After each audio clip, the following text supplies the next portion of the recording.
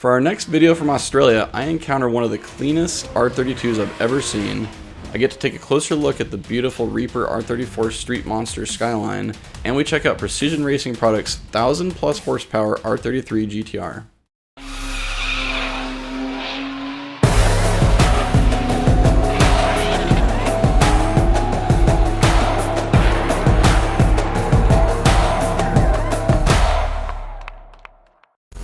And then we got Herman's car. Then you got the flying banana. The flying banana? The flying banana. Yeah. This is Herman's car from Platinum Racing Products. This Herman, is you want to come show off your car? Here it is. Pineapple pants and all. You like them? They match the car almost. Yeah, I went out of my way today. Wear something special for you. Well, I appreciate that. We get a pretty serious R33 here. And, you know, with the big tires on there, I'm sure you're putting out some serious power.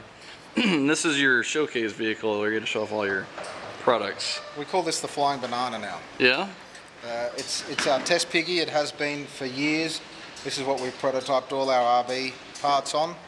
And it's been really handy to have our own car to develop all these bits and pieces. The engines don't last long. In this car we pull them out, we try next things and different blocks and combinations and idea and technology. It works. There's only one way to try a lot of this stuff that hasn't been done before. So this is how we do it. It hasn't done much mileage. It doesn't see the road much. It usually sits in a workshop somewhere. It came here to develop our double V-cam technology. And then Anthony offered me a hoist and the car gets R&D'd here. We don't have that sort of facility anymore, so really handy to have.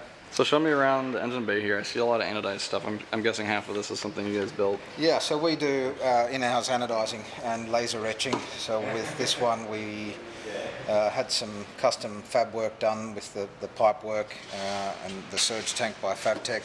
He's a very good friend of ours. But basically this car has got the whole PRP catalogue. It also has Hypertune manifold. They always support us. We sell Hypertune products, Nitto products. You'll find a lot of that in this car. So this has our rocker covers. It has our dual mechanical fuel pump kit, which obviously you can run a single or a double. This one's running a double, testing a ethanol primary and a methanol secondary rail. And we've been playing around with blending fuels. When intake temps get too hot and cylinder pressures get too high and hot, we can blend methanol or pull it out or do whatever we want to try and play around with a resin-filled block that we've been developing in order to perfect our cast steel blocks that we're working on. So there's a lot happening here. We have obviously our integrated trigger kits with this mechanical fuel pump kit. It's running our new steel all-in-one integrated main cap brace, which we were prototyping and testing on this engine. And the list goes on. I mean, we're testing some new IGN 1A coil kits. It's running R35 coil kits. We've pushed them really hard, really happy with them. But there's always room for improvement. So this is where it all happens. Platinum Racing Products seem to be the company to go to for the high-tech, late cutting-edge products to make the high power with these. Yeah, well, look, I mean, years ago we started making cast brackets. And you know, I just wanted to have a cast bracket on all the big RBs, and if you find yourself making parts for high-powered RBs, they just start turning up on them. So when we go to CUDA, which is our biggest event of the year, it's really, you know, really proud of how far Platinum's come, and we see our stuff riddled on all the RBs. And if you want a big RB, you got to talk to Platinum or get involved or give me a call or message me, and I'm always happy to help. And all our information and you know, updates is free. I'm happy to tell. There's no secrets with PRP. There never has been. So I just want everyone to make the scene awesome. And all the cars, you know, you want to go for 9-second pass, you can do that. You want to go for 8s, you want to go for 7s. We support it. We want to be part of it. We want to have our brand on your engine and really help push the industry along. It's turning into a really big thing. And now that we've been chasing America and Canada, it's just getting out of control. We really want to try and get into the JZ scene some more. We're doing obviously a lot of coil kits and the mechanical fuel pump kits for the JZ series engines, but we'll keep pushing it. We've got a new engine brace in development now with the integrated main cap brace for the JZ. It also has an RB26 diff interface, so you can bolt the sump up and make it four-wheel drive. Look, I don't know if it's going to end up being a good thing, but someone has to test it, and for someone to test it, someone's got to make it. So we've made it, and we'll see how we go. It could be a really cool thing. So a lot of these cars in here are running the 3.2 or 3 liter with the Commodore VL, which is an old 80s car. Is there a 3 liter in here? There's a 3 litre Oh, here. right here, okay. So this is the standard bolt pattern for the two-wheel drive sump on an RB30. There's nowhere for this four-wheel drive. This is the oil pan and the front diff. It uses a completely different set of bolt holes. Okay. Now this is the RB26 version, which has both sets of bolt holes around the perimeter on the pan rail. Gotcha. So what we do is, whether it's a 26 or a 30, we machine down the pan rail, give it a whole bunch of holes, and you can integrate one of these cradles, and then whether it had the bolt holes or not around the perimeter, it's got them now, and your four-wheel drive diff and sump assembly can just bolt straight onto it. So you can take a rear-wheel drive motor and bolt the diff to it. You can make an RB20 or 25 rear-wheel drive, four-wheel drive. The RB30, the RD28s are all two-wheel drive, so you can make them four-wheel drive.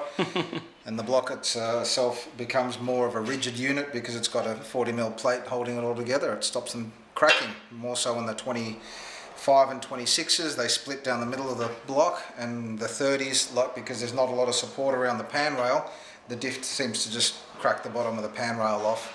It's all attached as one unit there. Yeah. That's a beefy piece right there. You're not gonna twist that. No.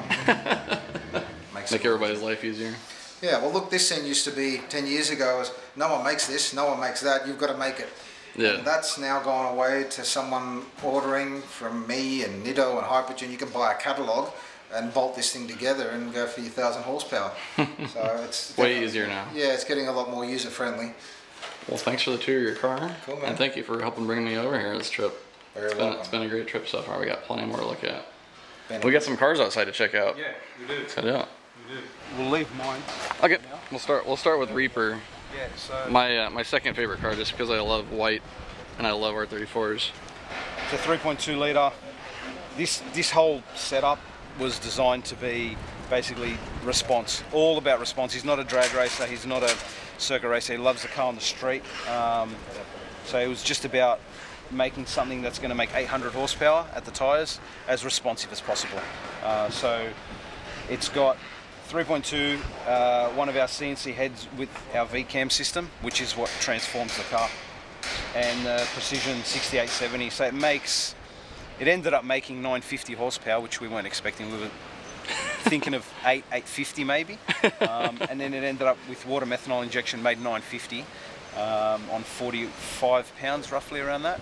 Wow. So yeah, it's comes on and makes 40 odd pounds of boost at 4,200 RPM, which is like unheard of really with GTRs. Yeah. Yeah, so it was very responsive with the track. Yeah. Like the launch was and he raced violent. He raced it as it is, 18-inch wheels with Toyota R888s, no drag radials, no drag type. He was telling me it's more of like a time attack car versus a drag car. It's more like a street. Yeah, he just street loves driver it, and loves it on the street, man. Loves to go through twisties and things like that. That's his thing.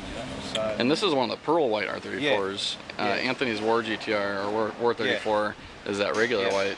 You don't see this too often. Yeah, no, it's this is actually a V-Spec 2 NER. Oh, so it's even rarer. Even more rare. That's what he wants. He wants to build it. He wanted it for that particular purpose, for the street. As it is, as he drives on the street, he'll race it like that, and whatever it runs, it runs. Gotcha. So yeah. Then we got my thing.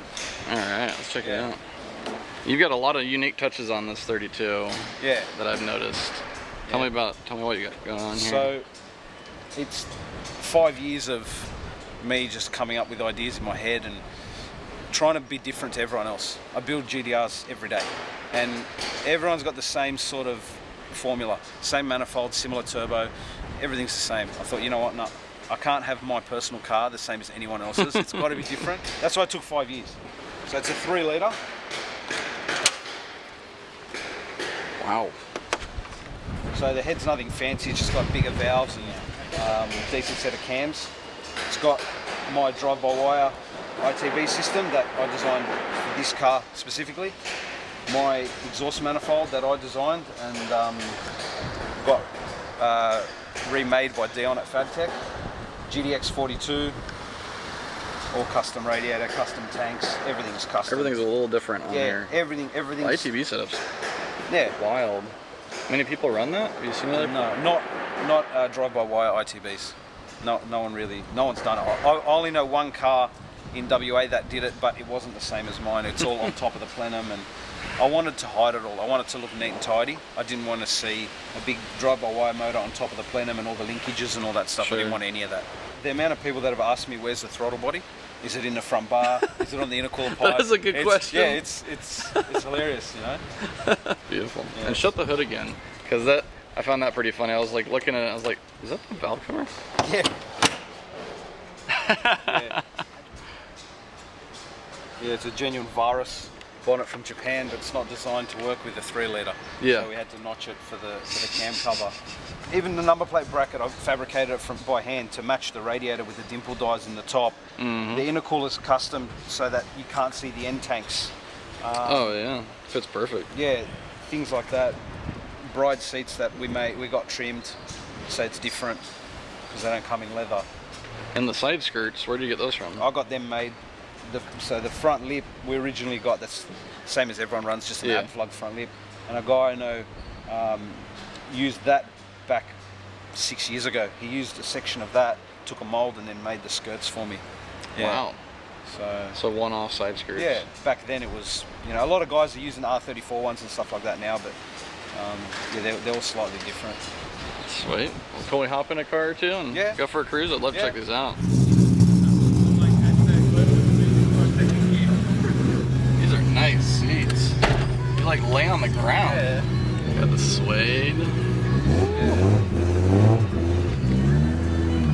So back in the day, we used to have car shows, and they used to call, like, it was called Auto Salon. Yeah. And we, like, that's where I started sort of building cars for like, show cars, you know. And so I just still have that little bit of, like, bring that over into the cars that I still build now, you know. That makes sense. Like interior, all the, you know, roof lining trimmed and leather seats and things. Rather than flat out race cars. Yeah.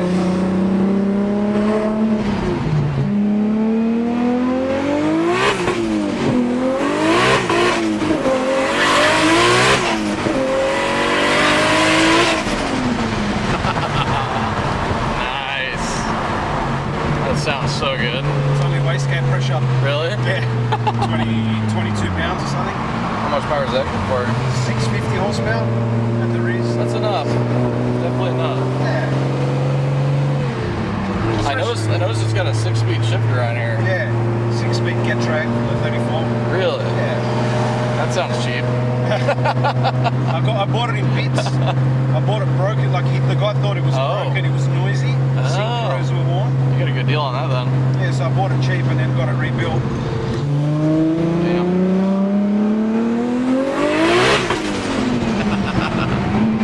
Just roasting the tires. Yeah, it just turns tight. Love it. Where'd all the black marks come from? Oh. Don't know. Saturday afternoons at the shop. Yeah. Well, thank you for the tour and the ride. No problem. I love this car. If I were to build a 32, take a lot of pieces from this thing. It's beautiful. It drives really nice too. It's good to know. I like that. That's what I like hearing. You know, I like it when people appreciate little things. You know? Oh yeah. So, all around package. Yeah. Love it. Cheers. Okay, so now you've had a look at some of the cars with products on the cars. This is where we do all our raw manufacturing, some of our parts, some braces getting done here.